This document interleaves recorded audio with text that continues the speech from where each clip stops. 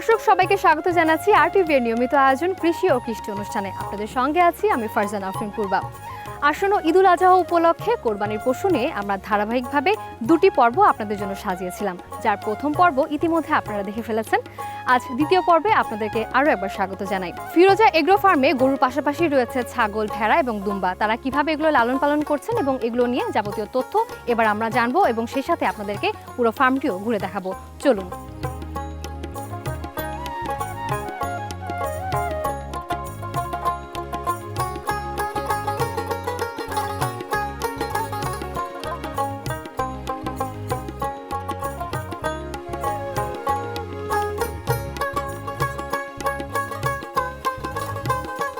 ভাই, আমরা ইতিমধ্যে ওদেরকে দেখেছিলাম খামারে, এখন ওরা দেখতে পাচ্ছি ওরা চারণভূমিতে আসলে নিজেরাই ঘুরে বেড়াচ্ছে, ঘাস খাচ্ছে। এটা কি ওদের ডেইলি রুটিন? ডেইলি রুটিন আপা, প্রত্যেকদিন আমাদের 4-5 ঘন্টা এই খোলা মাঠে রাখা হয়। আচ্ছা, আপনার এখানে তো মিক্সড আছে, মানে ছাগল আছে, ভেড়া দেখতে পাচ্ছি, দুম্বা রয়েছে। জি, আপনি গরুর খামার তো শুরু করেছেন সেই আদিকাল থেকে, জি। তো তারপরে যে এসে এই ছাগলের খামারটা কবে করেছেন? ছাগলের খামার বিগত 2 বছর থেকে। 2 বছর, তার মানে জি। খুব একটা বলবো যে পুরাতন না। পুরাতন না। তা এটা যে মিক্স করার কারণটা কি? শুধু ছাগল তো করতে পারতেন বা ভেড়া দিয়েও করতে পারতেন। এইখানে আপনি আপা দেখতেছেন যে আমাদের 3টা দুম্বা আছে, পুরুষ দুম্বা। আচ্ছা, আপনার দুম্বার বৈশিষ্ট্য এটা এখনো দাঁত হয় নাই, মাত্র বয়স 1 বছর এভাব। এটার লাইভ ওয়েট পাবেন 160 কেজির মতো মাংসের। তার মানে আপনার 3টা দুম্বা রয়েছে, তাহলে ছাগল কতগুলো রয়েছে? ছাগল রয়েছে আমাদের 3টা। বিগত কয়েক বছর আমরা দেখেছি যে বাংলাদেশে দুম্বারও কিন্তু ছাগলের পাশাপাশি ব্যাপক চাহিদা রয়েছে। তো দুম্বার কি এমন স্পেশালিটি আছে যেটার জন্য এটা চাহিদা বাড়ছে দিনকে দিন? দুম্বা তো একটা ভালো পশু কুরবানির জন্য। সৌদি আরবে তো দুম্বাই কুরবানি দিয়ে থাকে হাজিরা হজে গিয়ে। এই দুম্বার ব্যাপারে আমার ছোট ভাই মোহাম্মদ আতিকুর রহমান কিছু আপনাদের প্রয়োজনীয় উত্তর দিবেন। ঠিক আছে, আমরা তাহলে ভাইকে ডেকে নিচ্ছি।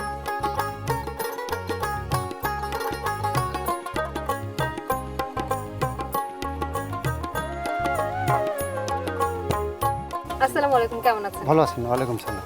জি, আচ্ছা, এবার আপনি একটু বলেন, মানে সে গুরু দায়িত্বটা আপনার উপরে ছেড়ে দিয়েছে, তো আপনার কাছ থেকে শুনবো যে আসলে দুম্বাটার কি সম্ভাবনা রয়েছে বাংলাদেশে? দুম্বাটার সম্ভাবনা হচ্ছে যে আপনি যাবেন কুরবানির হিস্ট্রিতে দুম্বা কিন্তু প্রথম কুরবানিকৃত পশুতে সেটা ছিল দুম্বা। তো বাংলাদেশে দুম্বা ওইভাবে অ্যাভেলেবল না, আমাদের পাশের দেশ থেকে বা গুজরাট থেকে বা বিভিন্ন জায়গা থেকেই কালেক্ট করতে হয়। আপনি যদি যারা খামারি পর্যায়ের তাদের জন্য যদি আপনি জানতে চান তাহলে বলবো, ধরেন এই যে ওই বাচ্চাটা আপা একটু খেয়াল করেন, বিপুল, এটা হচ্ছে দুম্বার বাচ্চা আমাদের যেটা জন্ম নিছে আমাদের এখানে। এই গত ডিসেম্বরের 20 তারিখ রাত 8টার সময় এর জন্ম হয়েছে। সেই অনুযায়ী তার বয়স 4.5 মাস। কেউ কি চিন্তা করতে পারবে যে এটা 4 মাস 4.5 মাস বয়সে একটা বাচ্চা? না, এটা মনে হচ্ছে একদম প্রাপ্তবয়স্ক। মানে ও কিন্তু বাচ্চা, 4.5 মাস তার বয়স। তাহলে এগুলো মানে বিক্রির উপযোগী হয় কত বছর বয়স হলে? বিক্রি তো আপনি ধরুন ওটা 1 বছর প্রাপ্তবয়স্ক হয়ে গেছে। এই যে ধরুন খামারি পর্যায়ে যে গল্পটা, এই বাচ্চা যদি 4.5 মাস বয়সে একটা বাচ্চা, তার বডি ওয়েট আছে এখন 32 থেকে 40 কেজি মিনিমাম। আপনি না ধরলে তারা বুঝতে পারবেন না। না, দেখে কিন্তু বোঝা যাচ্ছে যথেষ্ট পরিমাণে ওর স্বাস্থ্যটাও ভালো আর চর্বি পরিমাণও কিন্তু আছে ভালো। হ্যাঁ, এটা এখন এর সঙ্গে আমরা যে প্রাণীগুলোর কথা বলেন এগুলো কেবল হয় গারল। এই দুম্বা আমরা গারল কালেক্ট করেছি, যেটা দুম্বা দিয়ে আমরা ক্রস ব্রিড করব। তাহলে ও কি ক্রস ব্রিড? না, এ পিওর। আচ্ছা, এ পিওর। কিন্তু বাকি অ্যানিমেলগুলো আমরা এই জন্য সংগ্রহ করেছি। আপনার কথা শুনে মনে হচ্ছে আপনি আসলে অনেক এগুলো সম্পর্কে স্টাডি করেছেন। তো ভাই, আপনি কি কোনো ট্রেনিং নিয়েছেন এটার বিষয়ে? এটার বিষয়ে আমি ব্যক্তিগতভাবে ট্রেনিং করতে পারি। আমি একটা সরকারি চাকরি করি, বাট এটা আগ্রহ তো আমাদের পারিবারিকভাবেই। আমাদের শুরু করার জন্য আমাদের ফ্রেন্ডদের মধ্যে কেউ একজনকে আমরা ট্রেনিং করিয়েছিলাম যুব উন্নয়ন থেকে। আচ্ছা, আমাদের জামালপুর যুব উন্নয়ন যে প্রশিক্ষণ কেন্দ্র আছে ওখান থেকে আমরা ট্রেনিং করিয়েছিলাম। দুম্বার বিষয়ে তো আমরা মোটামুটি একটু জানলাম, এবার আসি গারল নিয়ে। যেহেতু গারল কতগুলো আছে বললেন? আমাদের ফার্মে এটা আমাদের দুম্বা গারল ব্রিডিং ফার্ম হিসেবে আমরা করতে চাচ্ছি। আচ্ছা, মাদার গারল আছে প্রায় 12টা কালেক্ট করেছিলাম, এখান থেকে তো অনেকগুলো হয়েছে। কি ইন্ডিয়া থেকে কালেক্ট করা? না, গারল হচ্ছে যে গারলের বাংলাদেশে অনেক জায়গায় প্রাপ্তিস্থান আছে, কিন্তু এগুলা মেহেরপুরের বা চুয়াডাঙ্গা, কুষ্টিয়া, চুয়াডাঙ্গা, মেহেরপুরে এগুলো একদম ইন্ডিয়ার যে সংলগ্ন বর্ডার অঞ্চলগুলো আছে ওখানে ব্যাপকভাবেই চাষ করা হয়। আর গারল বেসিক্যালি হচ্ছে কাশ্মীরের অরিজিন, ওখান থেকেই বাংলাদেশের স্পেশালি চুয়াডাঙ্গা আর মেহেরপুরে এটা ব্যাপকভাবেই লালন পালন করা হয়। বাকি সারা বাংলাদেশে ভাবে ছড়ায় যাচ্ছে। এখন গারলের মাংসের গুণাগুণ অন্যান্য ছাগল, খাসি, ইভেন ভেড়া ইভেন গরুর থেকেও মাংসের গুণগুণ ভালো। যেমন গারলের মাংসে ওমেগা 3 ফ্যাটটা সেটা গারলের মাংসে আছে, অন্যান্য পশুদের চেয়ে গারলের মাংসে বেশি পরিমাণে। আচ্ছা, তার মানে হচ্ছে আমরা বলতেই পারি যে বাংলাদেশে আসলে কোরবানির পশু হিসেবেও যেমন এখন আস্তে আস্তে কিন্তু অনেক স্প্রেড হচ্ছে, বিভিন্ন এলাকাতেও এই ধরনের জাতগুলো মানুষ করছে, খামারির আগ্রহ দেখাচ্ছে, তার মানে এটার সম্ভাবনা আছে বাংলাদেশে। দুম্বার সম্ভাবনা এখন কুরবানির বাজারে অন্যান্য প্রাণীদের থেকে দুম্বার সম্ভাবনা অনেক বেশি। সেক্ষেত্রে কি দামটা দুম্বার বেশি থাকে অন্যান্য না, পশুর দুম্বার তুলনায়? দাম থেকে আপনি যদি বাংলাদেশে মনে হয়, যেমন ধরুন এই দুম্বাটা, এটা 120 কেজি বডি ওয়েট যদি আপনি ধরে একে সেল বাজারে দেন, একে 2.5 লাখ 3 লাখ টাকার কম বিক্রি করলে হবে না। এটা তার মানে একটা ছোটখাটো গরুর সমান বলা যেতে পারে ওর দামটা। হ্যাঁ, এটা আপনার যদি আপনি মিট হিসেবেও কম্পেয়ার করেন তাও আপনার লস হবে না। এই কারণে ধরেন আপনার গরুর মাংস এখন প্রায় 750 টাকা কেজি, খাসির মাংস 1200, 1300, কোথাও 1400, 1500 টাকা কেজি। কিন্তু উটের মাংসের দাম কত বলেন? উটের মাংস তো হাই, হ্যাঁ, এটা তো প্রচলিত কথা না। খুব রেয়ারলি পাওয়া যায়। এখন দুম্বাও তো সেক্ষেত্রে তাই। এবং এই পরিস্থিতিটা নাই অনেকের পরিস্থিতিটা মাঝে, কারণ নাই। খামারিরা আসলে ওই উদ্যোগটা নেওয়ার সাহসই পায় না যে আসলে বাংলাদেশে এটার কেমন সম্ভাবনা থাকবে বা আসলেই খামারি লাভবান হতে পারবে কিনা। অনেক বিষয় আসলে এখানে কাজ করে। হ্যাঁ, যারা প্রান্তিক পর্যায়ে তারা কি করতে পারে, এই যে কিছু গারল ম্যানেজ করে সঙ্গে একটা পুরুষ দুম্বা ম্যানেজ করে যদি তারা শুরু করে, আমি মনে করি যে তারা নিঃসন্দেহেই খুবই লাভবান হবে। ভাই, আপনার কাছ থেকে আসলে মনে হচ্ছে যে অনেক তথ্য পাওয়া যাবে, গারল বলি বা দুম্বা, যেহেতু মার্কেটটা এখন তৈরি হচ্ছে এবং অনেক খামারিরাই কিন্তু এখন এগিয়ে আসছে এই ধরনের খামার করার জন্য। তা আপনার কাছ থেকে আরও তথ্য শুনবো, একটা বিরতি নিয়ে নিচ্ছি। Thank you. দর্শক, আরটিভির নিয়মিত আয়োজন কৃষি ও কৃষি অনুষ্ঠান থেকে এই পর্যায়ে নিয়ে নিচ্ছি একটি ছোট্ট বিরতি। আমরা গারল বা দুম্বা নিয়ে আরও যাবতীয় তথ্য শুনবো, আমাদের সাথেই থাকুন। আমাদের কৃষি ও কৃষ্টি, আমাদের কৃষি ও কৃষ্টি। বিরতির পর সবাইকে স্বাগত জানাচ্ছি আরটিভির নিয়মিত আয়োজন কৃষি ও কৃষি অনুষ্ঠানে। দর্শক, আমরা এতক্ষণ কথা বলছিলাম কোরবানির পশু নিয়ে। গরুর পাশাপাশি কিন্তু আমরা ফিরোজা এগ্রো ফার্মে দেখেছি এটার পাশাপাশি সমন্বিত খামার হিসেবে ছাগল, দুম্বা এবং গারলে চাষাবাদ করা হচ্ছে। এবার আমরা জানবো এদের খাবার ব্যবস্থাপনা নিয়ে যাবতীয় তথ্য। চলুন আর একটু ঘুরে দেখা যাক।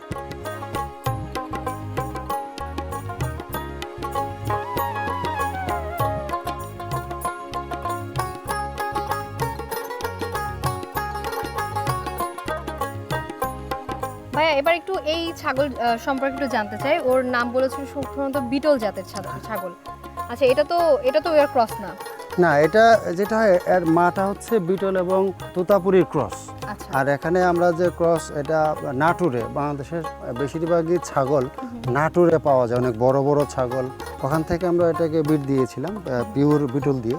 এর ফলে এই দেখেন এর দুটো বাচ্চা হয়েছে, এটা পাঠা বাচ্চা। এই বাচ্চাটা একেবারে বিটলের যতগুলো কোয়ালিফিকেশন থাকা দরকার 100% ও বিটলের জাত হয়েছে। আচ্ছা, বিটল দুধের জন্য এবং মিট প্রোডাকশনের জন্য খুব সুবিখ্যাত সারা ওয়ার্ল্ড ওয়াইড। বিটল ধরেন একটা বিটল প্রায় পাঠা 48 ইঞ্চি থেকে মানে 50 ইঞ্চি পর্যন্ত হাইট হয়। আর মাংস ধরেন 100, তার বডি ওয়েট 120, 130 অনেক সময় ছাড়িয়ে যায়। ভাই, আপনি একজন অভিজ্ঞ খামারি, এটা আপনার কথাই বোঝা যাচ্ছে। এবার একটু বলেন যে এই যে দুম্বা রয়েছে বা বিটল জাতের ছাগল এবং গারল, তিনটার খাবার কি একই ধরনের খাবার খায় তারা? আমাদের এখানে একই ধরনের খাবার খায় এবং প্রাকৃতিকভাবে তো এদের খাবার হচ্ছে তৃণভোজী প্রাণী। এরা ঘাসই ওদের প্রধান খাবার। কিন্তু আবদ্ধ অবস্থায় যখন পালন করা হয়, আবদ্ধ অবস্থায় বলতে কৃষি ব্যবস্থাপনা এরকম সময় হয় যখন মাঠ পুরাটাই ধান অথবা রবি শস্য দ্বারা পরিপূর্ণ থাকে। তো এবার একটু জানতে চাই যে ওদের রোগ বালাই কি, যেমন নর্মালি আমরা ছাগলের ক্ষেত্রে দেখি যে ধরনের রোগগুলো হয়, গারল কিংবা দুম্বার ক্ষেত্রে কি ওরা রোগ সহিষ্ণু নাকি ওদেরও একই ধরনের রোগ হয়? আপনি একেবারে ঠিক কথা বলেছেন। যেমন ছাগলের অনেক বেশি রোগ হয়, ও একটু সেন্সিটিভ। তার মধ্যে ঠান্ডা বা অন্যান্য রোগ হলে অনেক সময় সে ডেডলি হয়ে যায়। বাট গারল এবং দুম্বা এদের আমাদের ওখানে এসে দুম্বার ওইরকম সিরিয়াস কোনো রোগ হয়নি বলা চলে। এদের যদি যেটা রোগ হয়, কৃমিনাশক করা থাকলে এবং ওদের গায়ে যদি লোম আপনি রেগুলারলি কাটেন অন্তত বছরে 3 বার, তাহলে রোগের মাত্রাটা আপনার অনেকাংশেই কমে যাবে। আর আমরা যেটা করি, খাবারের সাথে সাথে ওদের লিভার টনিক, মাল্টিভিটামিন, জিঙ্ক জাতীয় ওষুধ সময়ে খাবার সঙ্গে মিশিয়ে দেয়, ফলে রোগটা অনেকটাই কমে যায়।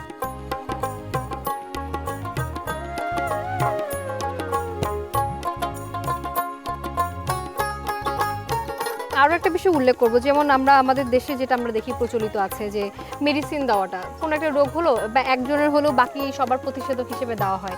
আপনি এই জিনিসটাকে কিভাবে দেখেন? এখানে ওদের কিছু যেমন দুম্বা বা ছাগল জাতীয় প্রাণীর বাংলাদেশে অ্যাভেলেবল যে ভ্যাকসিনটা পাওয়া যায় পিপিআর, আপনাকে একটা এখন তারা দেখেন এরা মাঠে কিন্তু খাচ্ছে হচ্ছে নেপিয়ার ঘাস। কারণ নেপিয়ার ঘাস যদি আপনি ভেজা অবস্থায় খাওয়ান তাহলে নেপিয়ার ঘাস থেকেও নাইট্রোজেন গ্যাস ফর্ম হয় পেটের মধ্যে, এক কথায় গ্যাস তৈরি হয়, তারা মারা বন্ধ যাওয়ার গল্প আছে। অনেকে যারা এই নেপিয়ার ঘাসটাকে কেটে এনে রোদে একটু শুকিয়ে তারপর যে কোনো পশুকে খাওয়াইতে হয়। আমাদের এই যে আজকে দেখতেছেন তারা খাচ্ছে, এটা শুধু রোদ উঠে ঘাসগুলো শুষ্ক বলেই নেপিয়ার ঘাসকে এভাবে খেতে দেওয়া হয়েছে।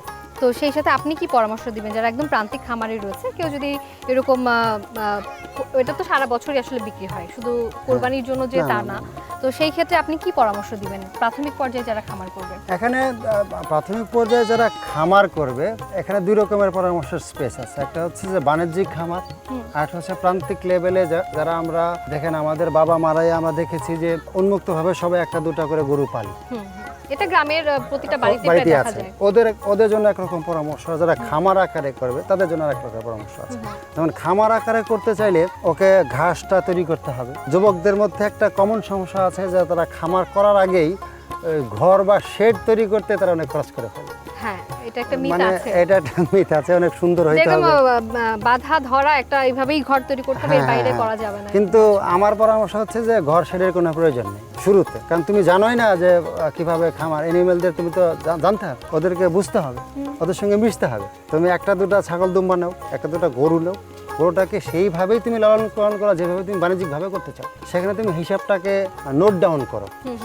আমাদের গ্রামের দেখেন উচ্ছিষ্ট খাবার খেয়ে গরুগুলো বড় হয়ে যায়। যারা একটা দুটা পালে ওরা কিন্তু জানে না যে ওদের গরুতে খরচটা কত হয়েছে। ঘরের একটু খাবার বাড়ছে, খাবারটা গরুকে দিচ্ছে, সবজি কাটছে, সবজিটা গরুকে দিচ্ছে, একটু ঘাস কেটে নিয়ে আসছে।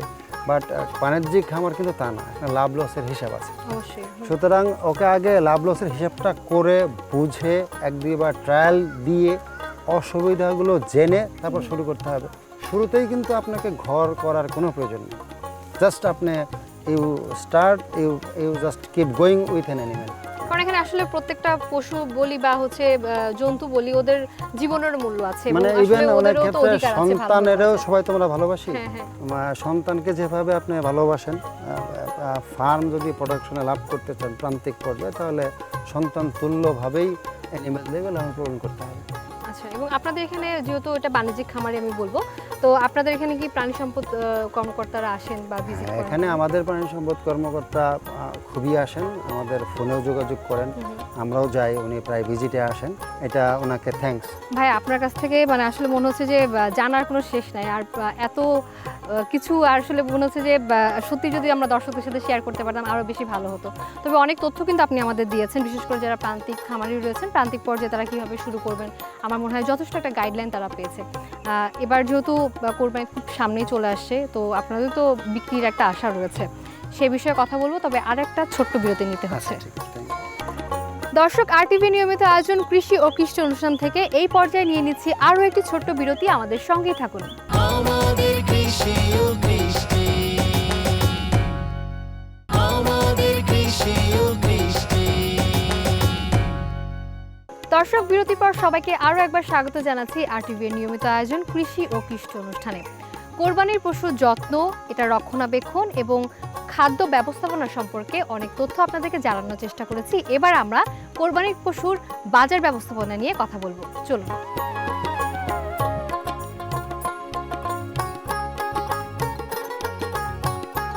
ভাইয়া, এবার আমরা একটা গুরুত্বপূর্ণ বিষয় নিয়ে কথা বলতে চাই, সেটা হচ্ছে কোরবানির পশুর বাজার ব্যবস্থাপনা কেমন হওয়া উচিত বলে আপনি মনে করেন? কোরবানির পশু বিক্রির জন্য কিন্তু আমাদের সরকারি একটা ওয়েবসাইট আছে, এটা অনেকেই জানে না, যেখানে কোরবানির পশু বিক্রির জন্য আপনার নির্দিষ্ট ওই ক্রাইটেরিয়া আছে, বডি ওয়েট, কালার, চাহিত মূল্য, সেটা একটা ধরেন অনলাইন মার্কেট।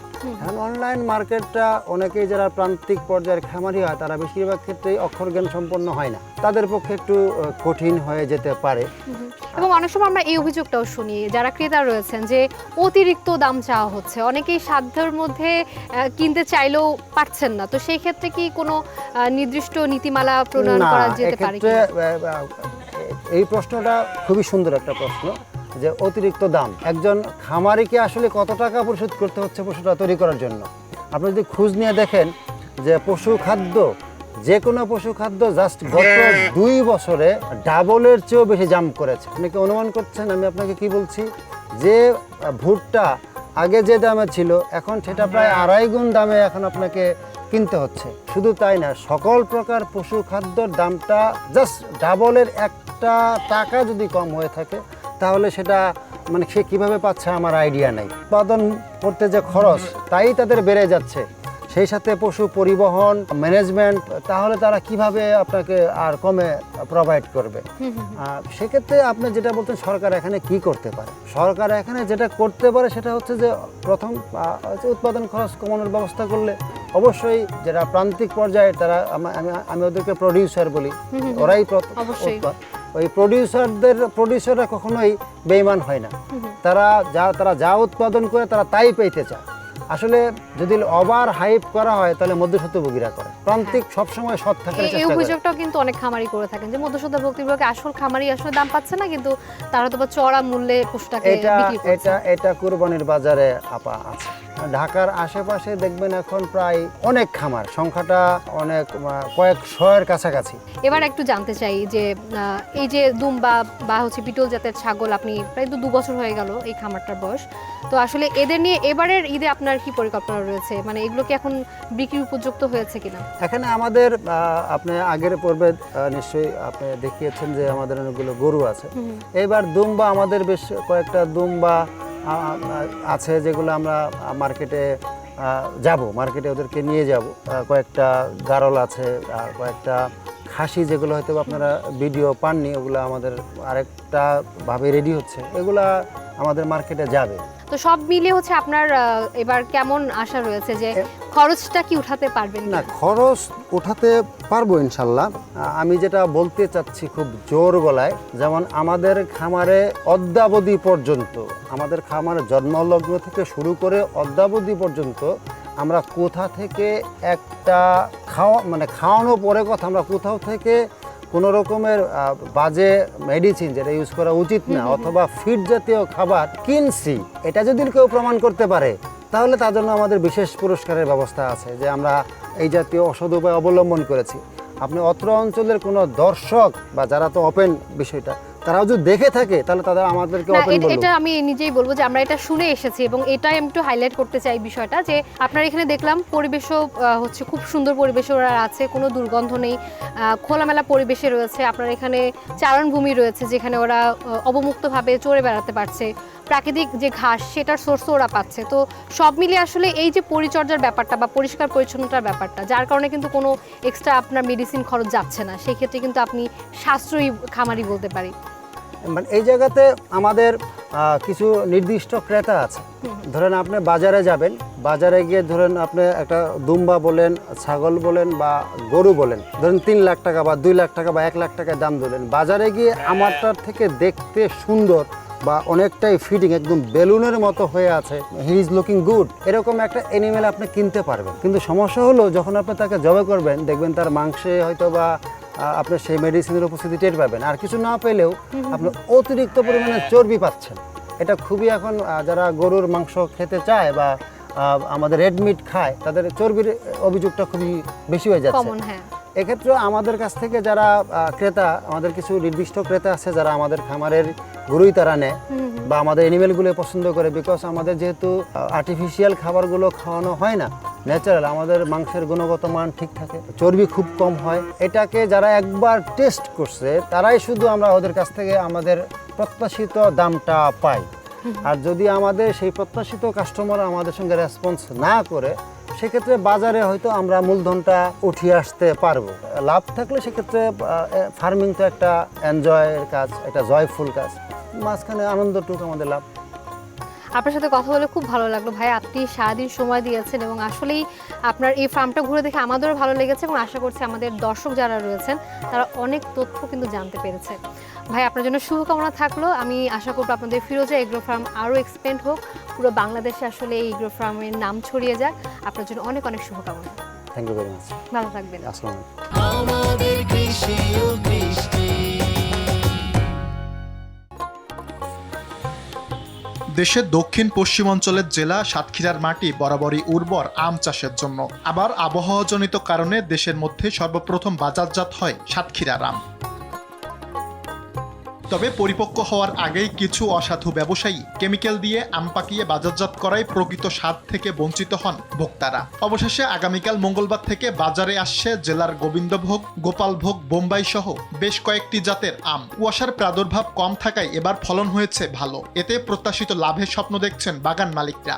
আমাদের গাছে যেরকম পরিমাণে বয়ল হইল সেরকম পরিমাণে বয়ল দাঁড়ালো না, এবং সবচেয়ে আগে বাজারে ঘাটে টাউনে ওঠে এই সাতক্ষীরা। কীটনাশকের দাম বেশি, লিভার খরচ বেশি, সব মিলাই আমাদের খরচটা এবার বেশি। তা আশা করতেছি যদি প্রাকৃতিক দুর্যোগ যদি না আসে, তবে বাজার যদি আমরা একটা 2000 টাকা মন বেচতে পারি, তাহলে আমরা কৃষকরা লাভবান হব। সাতক্ষীরার গোবিন্দভোগ আমটা সবার প্রথমে ওঠে এবং এটা একটা আশু জাতের আম।